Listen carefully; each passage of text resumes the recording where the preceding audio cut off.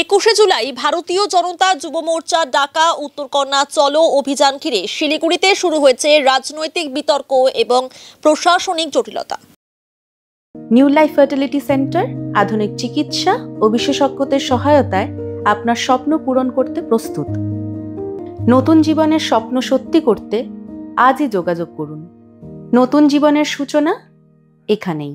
Cancer isn't the end. With the right care, it can be the start of a new beginning. Hope and Heal Cancer Hospital, where hope is real and healing truly begins. নানান সমস্যা এবং বিভিন্ন দাবি দাওয়া নিয়ে আগামী 21শে জুলাই উত্তরকন্যার উদ্দেশ্যে মিছিল করে স্মারকলিপি প্রদান করবে বিজেপি যুব মোর্চা। এই অভিযানে পশ্চিমবঙ্গ বিজেপির শীর্ষ নেতৃত্বের উপস্থিত থাকার সম্ভাবনা রয়েছে। তবে এই কর্মসূচির জন্য এখনো পর্যন্ত শিলিগুড়ি মেট্রোপলিটন পুলিশের তরফে কোনো অনুমতি মেলেনি বলেই অভিযোগ করছেন বিজেপি নেতৃত্ব। শিলিগুড়ির বিজেপি বিধায়ক শঙ্কর ঘোষ ক্ষোভ প্রকাশ করে বলেন, গণতান্ত্রিক অধিকার খর্ব করার চেষ্টা করছে প্রশাসন।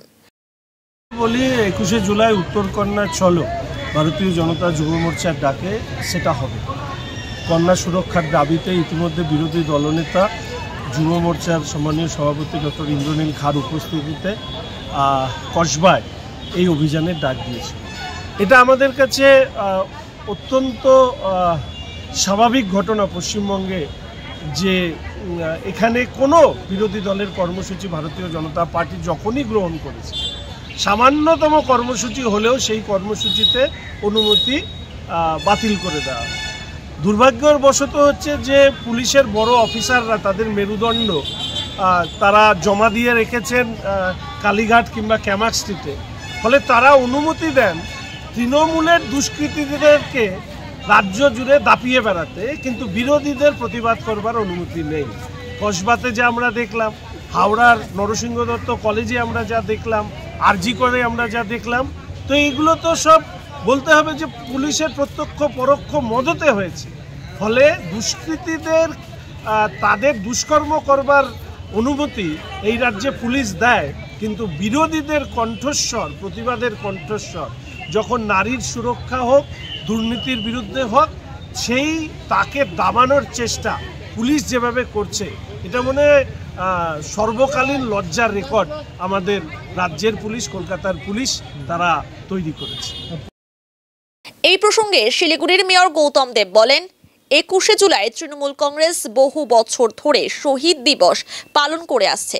সেই দিনেই বিজেপি এই কর্মসূচি করে শহীদদের শ্রদ্ধার দিনকে বিঘ্নিত করতে চাইছে। না, দেখুন, আইন শৃঙ্খলা বা কোনটা অনুমতি দেবে কোনটা অনুমতি দেবে না সেটা পুলিশ প্রশাসন দেখে, সেখানে আমার বিশেষ কিছু বলার নেই। আমি শুধু একটা কথা বলতে পারি যে 21শে জুলাই আজকে না, বিরোধী দলনেতা উনিও এক সময় আমাদের দলে ছিলেন, উনিও পালন করেছে।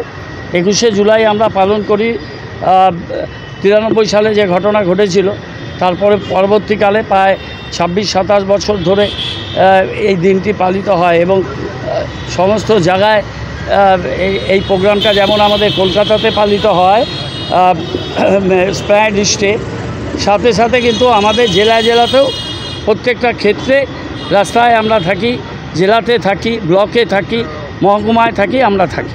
এটা একটা প্রিফিক্সড প্রোগ্রাম এবং এটা প্রায় 27-28 বছর ধরে হচ্ছে। রাজনৈতিক সৌজন্যতা হচ্ছে যে 13 জন পুলিশের গুলিতে তারা no identity card no vote এই দাবিতে আন্দোলন করতে গিয়ে তারা নিহত হয়েছিলেন, অসংখ্য মানুষ আহত হয়েছিল। আজকে আন্দোলনের অনেক দিন আছে, বেছে বেছে ওই দিনটাকে প্রোগ্রাম করতে যাওয়া মানে আমরা মনে করি যে যুবকরা সেদিন শহীদ হয়েছে এবং সারা দেশে নো আইডেন্টি কার্ড নো ভোটের যে দাবি, সেই দাবিটা মান্যতা পেয়েছে ইলেকশন কমিশনের কাছে। সেটা কিন্তু সেই 93 সালে মমতা বন্দ্যোপাধ্যায়ের নেতৃত্বে এই হাজার হাজার লাখো যুবক, তাদের আমরা ওই দিন শহীদ তর্পণ করি। সেদিন আরেকটা প্রোগ্রাম করে সেই প্রিফিক্স প্রোগ্রামকে ব্যাহত করা, এটা অত্যন্ত দুঃখজনক, এটা আমি বলতে পারি। শিলিগুড়ি মেট্রোপলিটন পুলিশের কমিশনার সি সুধাকর জানান, আইন শৃঙ্খলার বিষয়টি গুরুত্ব সহকারে বিবেচনা করা হচ্ছে। সব দিক বিচার করেই চূড়ান্ত সিদ্ধান্ত নেওয়া হবে। আমরা জানিয়ে দিলাম তো, কি করে জিজ্ঞেস করে বলবো।